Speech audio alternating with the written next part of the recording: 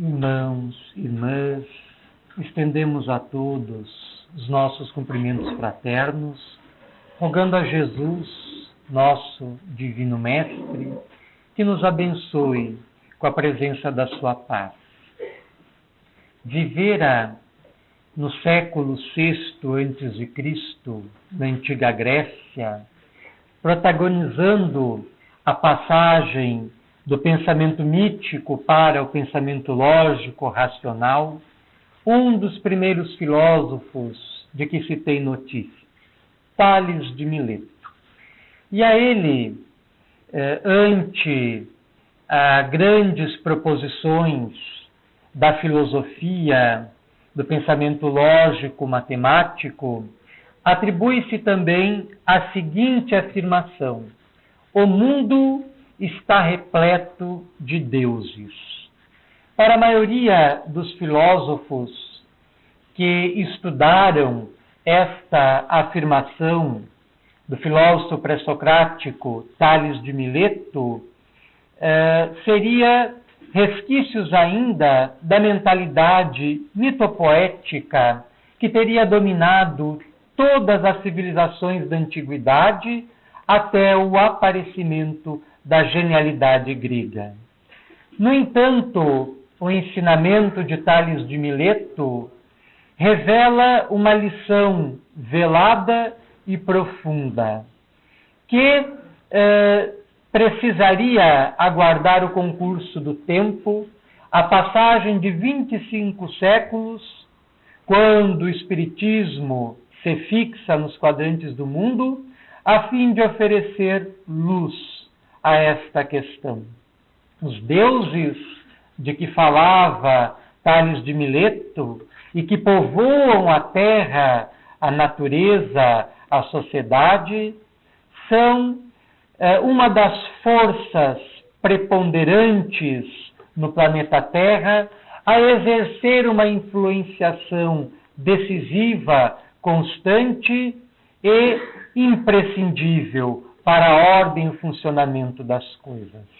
Estas divindades, estes deuses, não são outra coisa senão os espíritos desenfaixados dos seus envoltórios materiais. É conhecido que a presença e a interferência da espiritualidade sempre se patenteou em todos os horizontes históricos e culturais da humanidade, inclusive na Grécia Antiga, em que Tales de Mileto, quanto outros filósofos contemporâneos, observavam essa interferência, essa imiscuidade da espiritualidade na materialidade, observando, inclusive, dramas dolorosos em que indivíduos eram assenhoreados por essas potestades, por estas divindades, por estes espíritos desencarnados, manipulando-os através do seu bel prazer e produzindo toda sorte de manifestações, toda sorte de fenômenos de efeitos físicos e intelectuais. No século XIX, quando o Espiritismo é codificado por Allan Kardec, a partir das manifestações intensas e ininterruptas a partir de então do mundo espiritual, Allan Kardec cria, no ano de 1858, a primeira sociedade espírita de que se tem notícia, Sociedade Parisiense de Estudos Espíritas. E concomitantemente a esta sociedade, ele passa a publicar uma revista que iria, entre outras coisas, divulgar os avanços feitos nas pesquisas espíritas produzidas no âmbito da Sociedade Parisiense de Estudos Espíritas. Então, junto com a Sociedade Espírita, é fundada a Revista Espírita, o Jornal de Estudos Psicológicos. E ali, nos meses de maio, junho e julho, Allan Kardec publica um estudo preciosíssimo que ele intitula da seguinte forma: O Espírito Batedor de Bergzabern. Neste estudo, ele analisa uma série de manifestações de um espírito através da mediunidade de uma menina de 12 anos chamada Philippine Senger, no vilarejo de Bergzabern, na Baviera Renana, na fronteira da França com a Alemanha, próxima à região da Alsácia, em que, no ano de 1852, a partir do mês de janeiro, a família Pierre Senger passou a vivenciar os mais estranhos e insólitos fenômenos que perturbou a rotina da família, despertando a atenção geral de todo o vilarejo. E passado um ano, o jornal da localidade passou a dar notícias desses acontecimentos. Essa menina, então, Philippine Senger, foi protagonista de um doloroso processo mediúnico acompanhado da interferência negativa de uma entidade espiritual, que ficou conhecido, então, sob o epíteto de o Espírito Batedor de Bergzabern. Isso em 1852, alguns anos antes do surgimento do Espiritismo, porque o Espiritismo ele surge em decorrência dessas manifestações.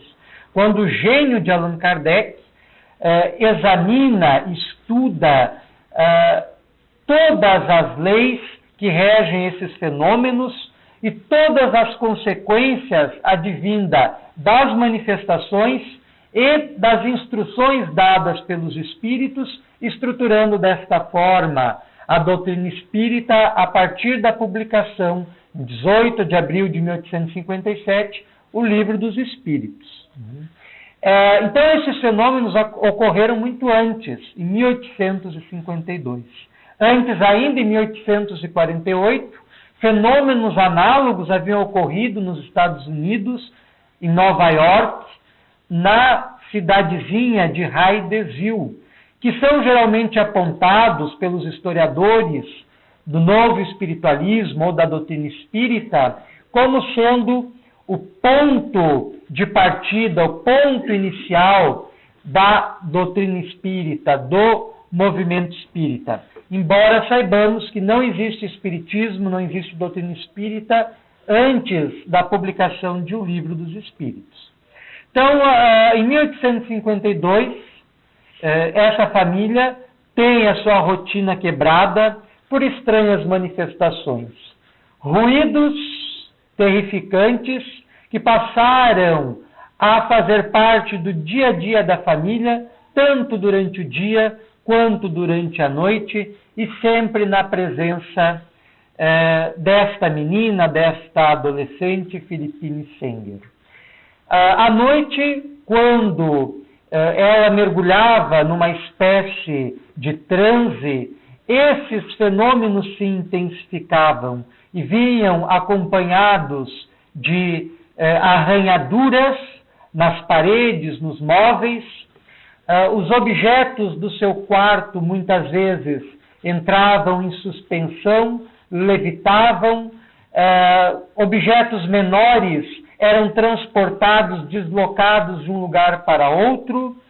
E estava caracterizado uma influenciação espiritual desconhecida para aquela família e para a maioria dos seres humanos de então.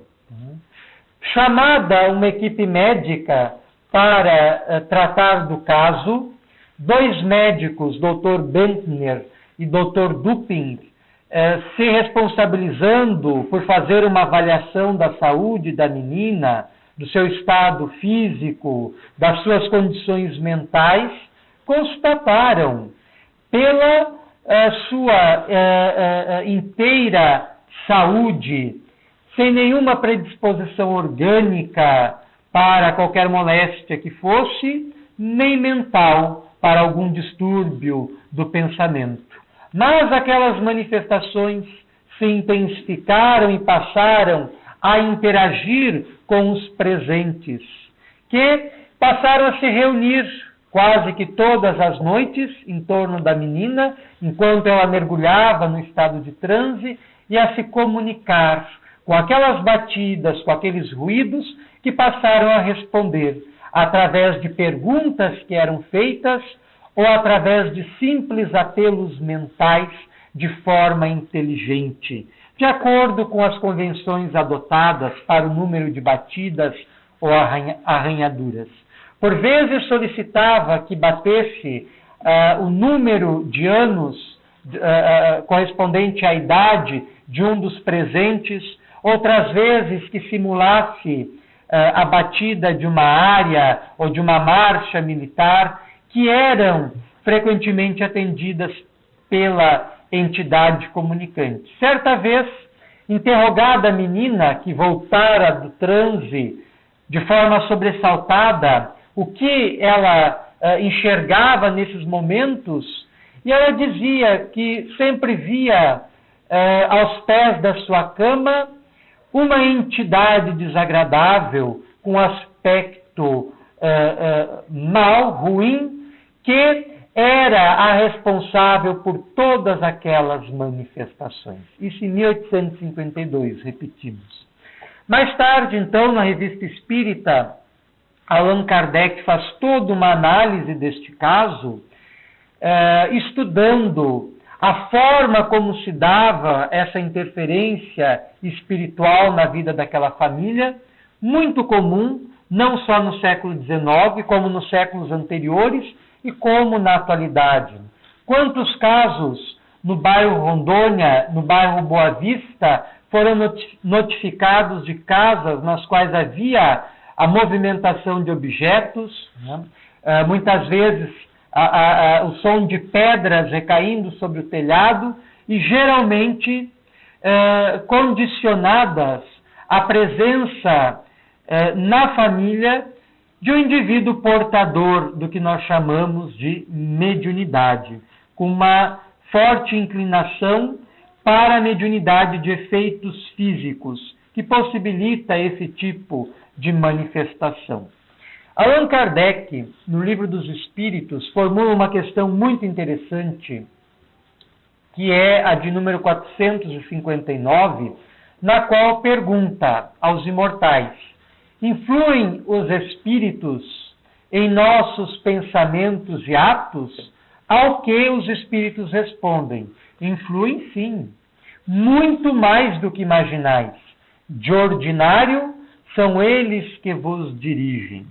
Esta resposta é muito esclarecedora por chamar nossa atenção para a interferência que nós sofremos cotidianamente do mundo espiritual. E esta influência, esta interferência pode ser tanto positiva, que é aquela que nós recebemos dos nossos entes queridos, que se encontram numa condição equilibrada na espiritualidade, dos nossos benfeitores e protetores espirituais, dos nossos amigos da espiritualidade maior, dos nossos anjos guardiães, que estão sempre ao nosso lado, predispostos a nos intuir para o bem e para encontrarmos as melhores e ideais soluções para os nossos problemas, para as nossas dificuldades, para os nossos dramas particulares. Mas também estamos sujeitos a uma influência negativa, que são de todos aqueles que, transplantados da terra por ocasião da morte para a espiritualidade, em condição de desequilíbrio, estacionando no ódio, na raiva, no sentimento de vindita, de vingança, no ressentimento, no medo, passam a exercer, do lado de lá, uma influência negativa sobre aqueles que se encontram do lado de cá, nas zonas materiais, mas que se afinam pelos elos mentais com tais entidades. Então, já no século XIX, Allan Kardec volta a sua atenção para este problema da influenciação negativa que nós sofremos por parte do mundo espiritual, a que ele dá o nome de obsessão. E quando ele publica o Livro dos Médiuns, no ano de 1861, ele dedica todo um capítulo, que é o capítulo 23, para tratar dessa problemática, em suas vinculações com a questão mediúnica, já que o objetivo central do Livro dos Médiuns é fazer um estudo aprofundado de todas as questões ligadas à mediunidade. Então, a obsessão não poderia ficar de fora. Logo no primeiro item, que inaugura o capítulo, que é o de número 237, Allan Kardec dá a definição de obsessão. Allan Kardec entende que a obsessão é o império que alguns espíritos logram adquirir sobre certas pessoas. Desta forma, é definida a obsessão por Allan Kardec. O império que alguns espíritos logram adquirir sobre certas pessoas. E no item subsequente, 238, Allan Kardec aprofunda essa definição, dizendo que a obsessão, ipsis literi, consiste na tenacidade de um espírito, do qual não consegue libertar-se, desembaraçar-se a pessoa sobre a qual o espírito atua. Então, nós estamos, em consequência das nossas irradiações mentais, nós não enxergamos em função da limitação do nosso potencial visual, mas nós estamos constantemente irradiando energias na forma de pensamentos, sentimentos, emoções que nos identificam interiormente. Os espíritos que nos veem nos reconhecem pelos fluidos que emitimos, pela irradiação mental que arrojamos para fora de nós, devassando a nossa intimidade. Cada um de nós, para o infinito, para os imortais, somos um livro aberto, porque leem em nossas irradiações o conteúdo dos nossos pensamentos, das nossas preocupações, dos nossos sentimentos, etc. Então, embora não vendo os nossos pensamentos, nós estamos constantemente irradiando-os e fazendo uma troca constante. Nós emitimos pensamentos e recebemos pensamentos que se alojam em nossa mente, que se alojam em nosso psiquismo e passam por toda uma metamorfose específica, que o espírito André Luiz analisa muito bem nas suas obras, sobretudo na obra intitulada Mecanismos da Mediunidade, que é uma obra de difícil compreensão para nós que somos leigos nos assuntos que dizem respeito à física quântica, a várias questões da física moderna, na qual ele faz um paralelo com o processo mediúnico. Então, está caracterizada a obsessão quando nós, em sofrendo esta influência exterior no mundo espiritual, nós não conseguimos nos libertar dela. Nós estamos, por efeito dessas irradiações mentais, incessantemente sofrendo o impacto de pensamentos que nos chegam de outras mentes, encarnadas ou desencarnadas.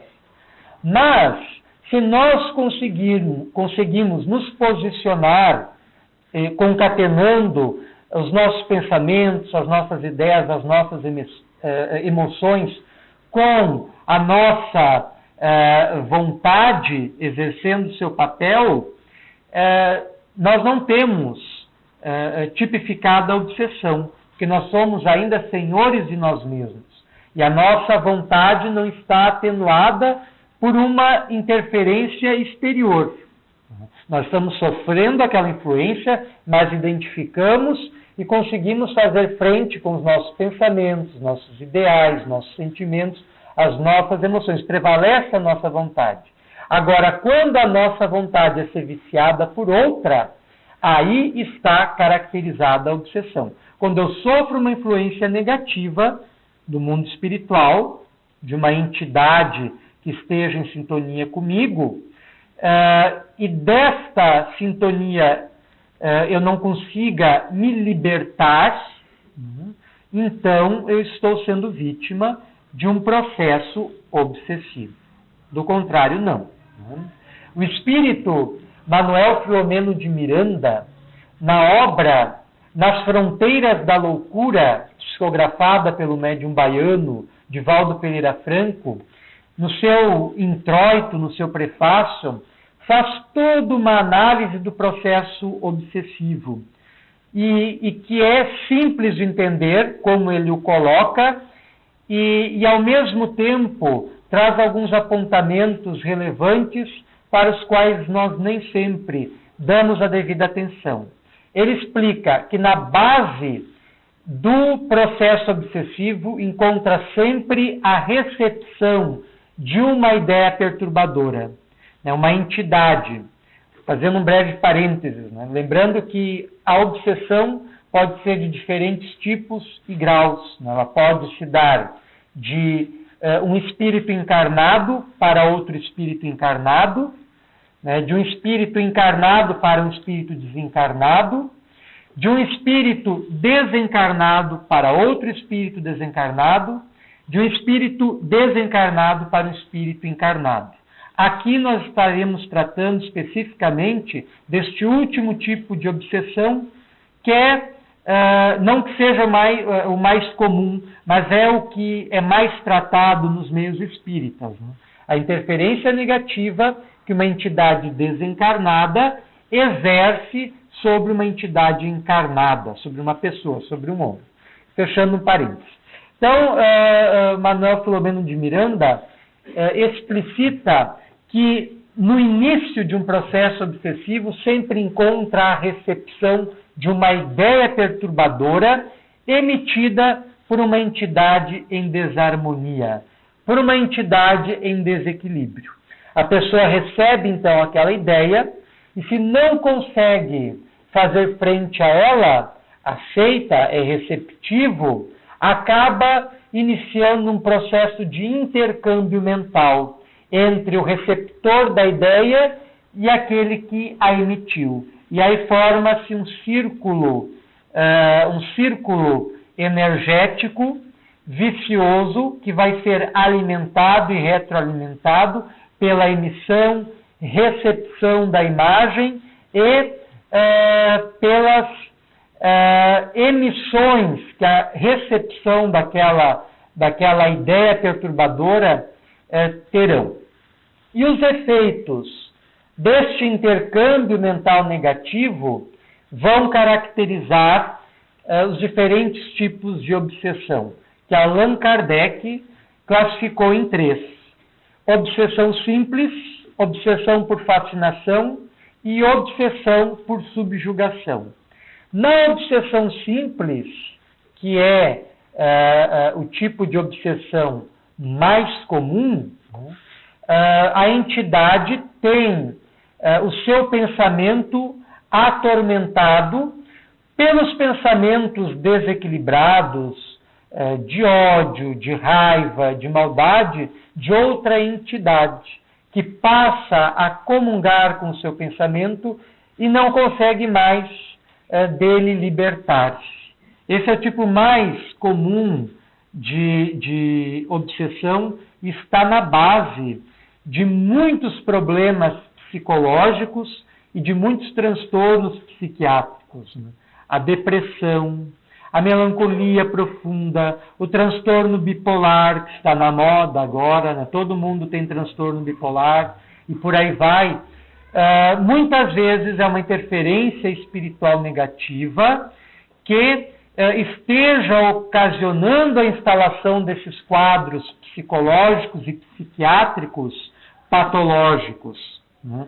Não dispensando de forma alguma o concurso dos terapeutas dessas áreas, do psicólogo e do psiquiatra, mas muitas vezes sendo a sua ingerência ineficaz, porque tratam apenas os sintomas e não as causas profundas, né?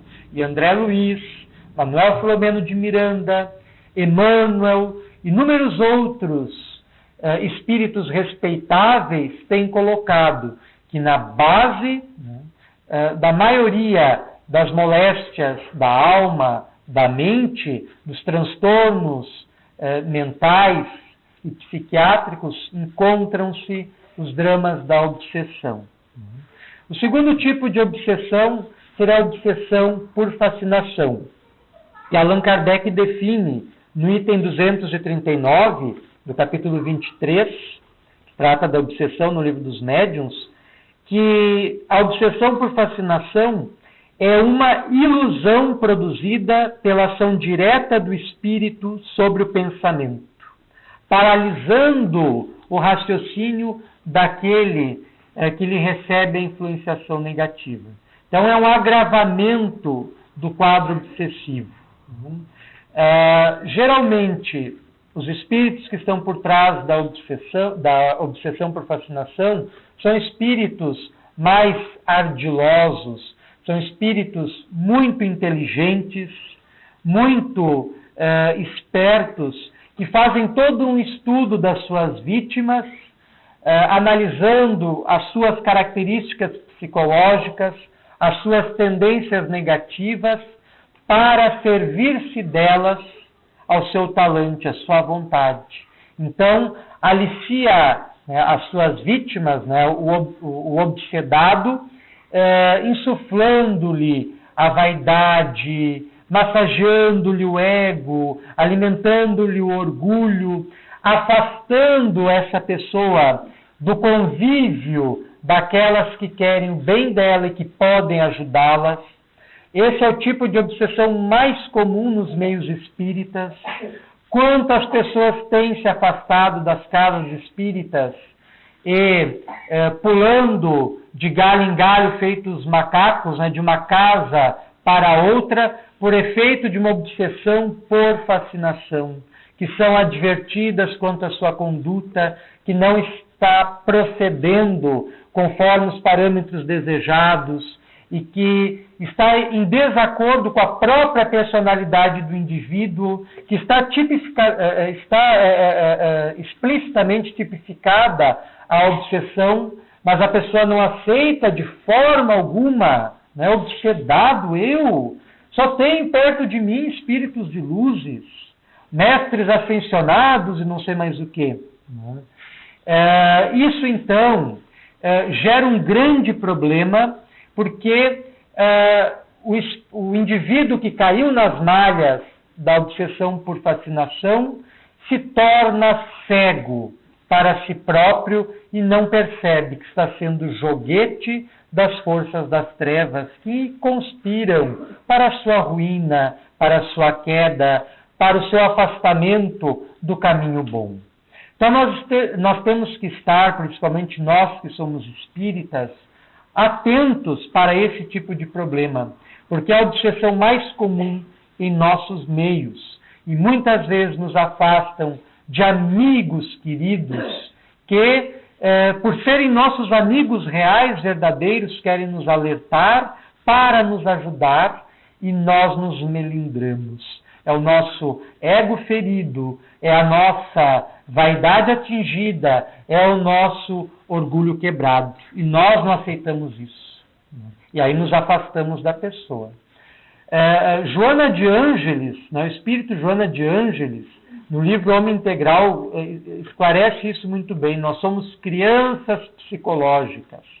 Somos crianças psicológicas, porque nos melindramos com muita facilidade e somos muito imaturos para lidar com as questões de dentro, para as questões do nosso coração, do nosso foro íntimo, da nossa consciência. e aí acabamos sendo vítimas, né, das tramas dos espíritos das trevas, que o seu prazer consiste, quando não há uma vinculação através de vidas passadas, né, o prazer deles consiste em fazer os indivíduos cair tal qual eles estão caídos, nas sombras da ignorância, do desentendimento, do desequilíbrio, da desarmonia. O terceiro tipo de obsessão é a obsessão por subjugação. E Allan Kardec a define no item 240 do capítulo citado da seguinte forma: é uma constrição que paralisa a vontade daquele que a sofre e o faz agir a seu mau grado. Numa palavra, o paciente fica sob um verdadeiro jugo, uma constrição que paralisa a vontade. É o agravamento total do problema obsessivo. E a subjugação é de difícil solução e tratamento. Muitas vezes demanda de duas ou mais existências para romper-se os elos negativos que existem entre as duas pessoas que protagonizam os dramas da obsessão. Diferente da fascinação, a subjugação, a fascinação, no entender de Kardec, paralisa o raciocínio, afeta principalmente o pensamento. A pessoa encontra-se desajustada, não consegue mais concatenar as ideias, não consegue mais encontrar um rumo adequado para si. Na subjugação, a sua própria vontade encontra-se afetada, dependente de uma vontade alienígena, que é desta entidade, deste ser espiritual alienígena, né, fora da pessoa, que está fazendo a sua vontade prevalecer sobre a vontade da pessoa que está sofrendo esta influenciação. E aí os atos do espírito desencarnado se confundem com os atos do espírito desencarnado, vítima da desencarnação. Quem observa de fora, os benfeitores da espiritualidade, quando observam o fenômeno da subjugação, relatam que fica difícil, inclusive, de precisar quais pensamentos são do espírito desencarnado e quais pensamentos são do espírito encarnado. Tal é a ligação mental, tal é o intercâmbio mental entre essas duas entidades. E lembrando sempre que a obsessão se dá por sintonia, se dá por afinidade. E nós, nos meios espíritas, principalmente os trabalhadores das hostes, dos trabalhos de desobsessão, doutrinação, etc., quando recebem as pessoas, os espíritos encarnados, vítimas deste problema, é uma inclinação nossa a ver o encarnado ali como a vítima, como coitadinho, etc., e a entidade espiritual como a que está errada, o inimigo, etc. E nem sempre é assim. Quando nós nos defrontamos com um obsesso, uma pessoa que está sofrendo uma obsessão, nós estamos vendo apenas um ato presente de um drama multissecular, em que fica difícil precisar quem é a vítima e quem é o algoz. Porque esses problemas, principalmente da subjugação, necessariamente estão atrelados ao histórico espiritual das criaturas, em que já vêm, às vezes, várias e várias vezes juntas para a Terra tentar resolver os seus problemas e não conseguem, e ficam enleados. Muitos, ao renascerem na Terra, mantêm, desde o útero já, na formação do feto, por uma questão de afinidade e sintonia, os seus pensamentos conectados à das entidades que lhe subjugam. Só isso, só essa afirmação já basta para demonstrar como a questão da obsessão é por demais complexa e exige a nossa atenção. O espírito André Luiz esclarece que mais de grande parte da humanidade, né, quase que na sua totalidade, encontra-se sujeita aos fenômenos obsessivos. E às vezes a gente quer se melindrar quando um companheiro mais experiente identifica que a gente está passando por uma interferência negativa que não condiz com aquilo que nós somos. Nem para pensar que pessoas como Divaldo Franco sofreram obsessões, como Chico Xavier, como Raul Teixeira, Ivone Pereira, Zilda Gama, os grandes médiums do passado e do presente, almas muitas vezes já redimidas, passaram por processos obsessivos. Que dirá nós, que muitas vezes adviemos de zonas espirituais inferiores, reencarnando na Terra em processos expiatórios, em processos provacionais, e que mantemos nossa mente muitas vezes conectadas a essas zonas da onde procedemos. É natural que soframos o intercurso desses processos e que devamos aprender a conviver com eles de modo a nos harmonizarmos, a fim de rompermos toda a nossa vinculação negativa com o nosso passado de desatinos, de ignorância, de sombras. Querendo ou não, as leis universais atuam de forma matematicamente precisas. E muitas vezes as obsessões que estouram na vida do indivíduo, numa faixa etária específica, às vezes na infância nós já temos, às vezes na senectude, na velhice, a instalação da obsessão nesse exato momento não é por acaso. Muitas vezes corresponde ao período de formação do débito numa existência anterior que ali, por força das leis universais, se instala para o devido reajuste e reharmonização do indivíduo consigo próprio e com Deus.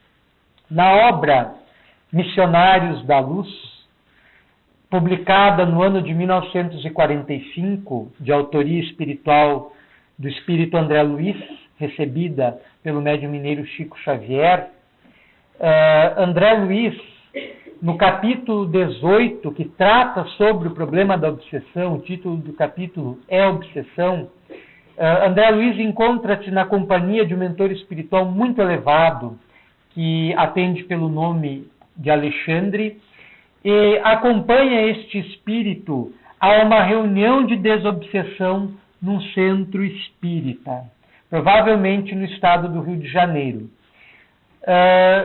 E ele passa a descrever essa reunião neste capítulo que nós vamos sumariar. Ali esclarece André Luiz que era uma reunião reservada, como toda reunião voltada para o trabalho de desobsessão deve ser. Cada casa tem as suas normas, não existe uma uniformidade nisso, mas a reserva deve ser regra para todas as reuniões deste caráter. Então, são reuniões onde geralmente estão presentes apenas os médiuns e, às vezes, os portadores da obsessão. No caso em pauta, estavam presentes os médiuns e aqueles que estavam vítimas dos dramas obsessivos, junto com os acompanhantes, os familiares que os conduziram até lá. Eram 5 pessoas vítimas da obsessão. E André Luiz passa a dialogar com o espírito Alexandre. E o espírito Alexandre ele esclarece que mais de 90% dos casos de obsessão na Terra são de muito difícil solução e tratamento. E coloca que todo obsesso é um médium. Nós sabemos que todo ser humano é dotado de potenciais mediúnicos. É uma faculdade inerente que todos nós temos. Mas todo o obsesso, o que está sendo vítima de uma obsessão, é de certa forma, um médium das energias que aquela entidade está veiculando através dele. Então, o Espírito Alexandre esclarece que todo obsesso é necessariamente médium.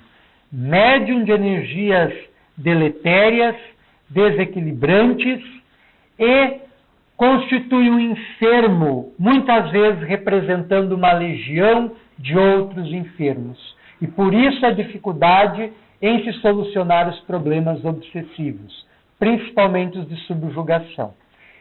E daqueles 5 casos que estavam sendo atendidos naquele centro espírita, apenas um deles era passível de melhorias significativas.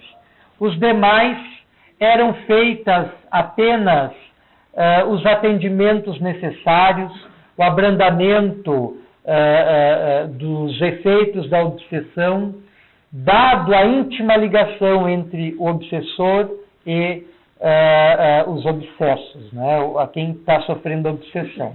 Então, dos 5 casos, apenas uma jovem encontrava-se em condições de recuperar o seu equilíbrio mental, psicológico e espiritual.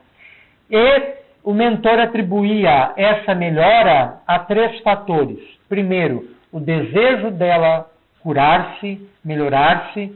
Segundo, a prece. E terceiro, a meditação e o estudo. Esses são os 3 mais importantes antídotos e também preventivos para a obsessão. A melhoria de si mesmo, a prece, a meditação e o estudo. São os caminhos que nós temos para nos libertarmos da obsessão. O espírito Manuel Filomeno de Miranda tem uma metáfora muito interessante para ilustrar o processo obsessivo. Ele compara a obsessão a uma tomada e a um plugue. O plugue encaixa na tomada. Não havendo a tomada, não há como encaixar-se o plugue. Então, não existe obsessão sem que a pessoa que a esteja sofrendo não esteja sendo tomada para estes plugs espirituais, não esteja voluntariamente por um processo de sintonia e afinidade atraindo para si a presença e a interferência dessas entidades que estão lhe obstruindo o pensamento e lhe prejudicando a vida. Então é necessário romper a vinculação do plug com a tomada. Isso se faz através da mudança de conduta, da mudança interior, da prece. A prece é o melhor antídoto para tudo, é o melhor remédio para todas as coisas. E a meditação e o estudo. Avançando neste mesmo capítulo, podemos nos estender um pouquinho mais no horário? É possível? Neste mesmo capítulo, o Espírito Alexandre, ele esclarece que, como causa da obsessão, encontram-se principalmente a cegueira daquele que está sofrendo o processo obsessivo, que não consegue dar-se conta da dificuldade que está passando, muitas vezes é cego até para os conhecimentos espirituais. Uma segunda causa muito comum, a cristalização personalista, o indivíduo que é voltado apenas para si mesmo, para a satisfação dos seus interesses, quer sempre fazer com que prevaleça no seio da sua família, ou onde quer que se encontre, das suas ideias, dos seus desejos, tornando-se, inclusive, uma presença negativa para o círculo de amigos que sempre tem que ceder às vontades e o desejo daquele indivíduo. Um terceiro fator de obsessão, a afetividade mal dirigida. Só esse fator já daria uma palestra sobre os problemas da obsessão. Quantos não provocam uma obsessão em função da afetividade mal dirigida? A imprensa mesmo nesta semana veiculou esse episódio de São Paulo, em que o ex-namorado, na sua afetividade mal dirigida, sequestrou a ex-namorada, né, lhe alvejando 2 tiros. Né? Isso, com certeza, será o início de um processo obsessivo que demorará muitas vezes 1, 2 ou mais vidas para ser devidamente sanado e solucionado. E um 4º episódio, os detestáveis laços do ódio.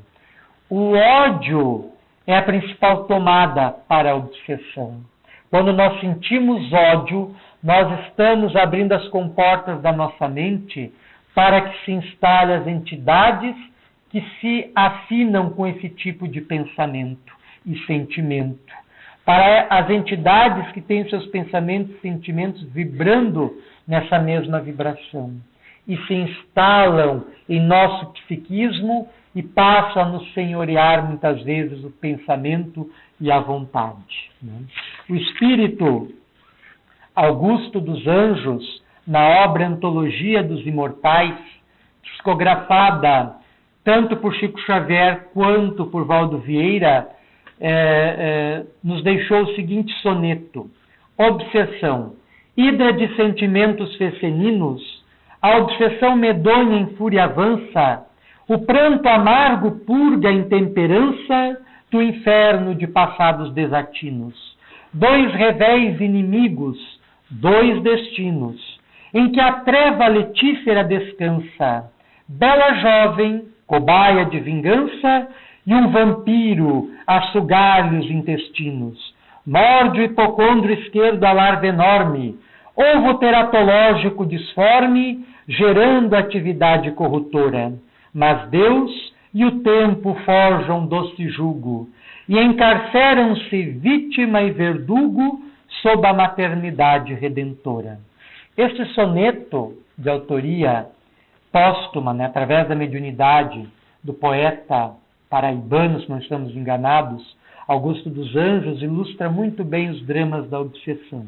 E para finalizar, gostaríamos de lembrar uma passagem evangélica do livro de Mateus, na parte destinada à pregação do Cristo na Galileia, nos capítulos 8, versículos 22 a 34, no qual o evangelista narra que Jesus, junto com os seus discípulos, havia atravessado o mar da Galileia, ou Tiberíades, na direção da terra dos Gadarenos, quando, ao passar por um cemitério, é surpreendido por 2 pessoas que moravam lá, vítimas de uma subjugação terrível, suez. E elas saem do cemitério prorrompendo aos gritos e uivos contra o Cristo, num comportamento e numa atitude violenta, e estacam na frente do Cristo, ante as vibrações do seu amor, da sua afetividade, do seu carinho. E passam a destratar o Cristo, e o Cristo, através do seu amor, realiza de imediato uma terapia desobsessiva, restituindo o equilíbrio às entidades enfermiças produtoras da obsessão e devolvendo a paz psicológica para os portadores, para as vítimas da obsessão. Isso está narrado no Evangelho de Mateus, capítulo 8, versículos 28 a 34. Então, o Cristo, já no seu tempo, era o promotor da saúde psicológica e o grande terapeuta da desobsessão, devolvendo a todos aqueles que ele encontrava vítimas dessa interferência em suas vidas negativa, criando inúmeros obstáculos no cotidiano e restituindo a paz, a saúde, a harmonia perdidas.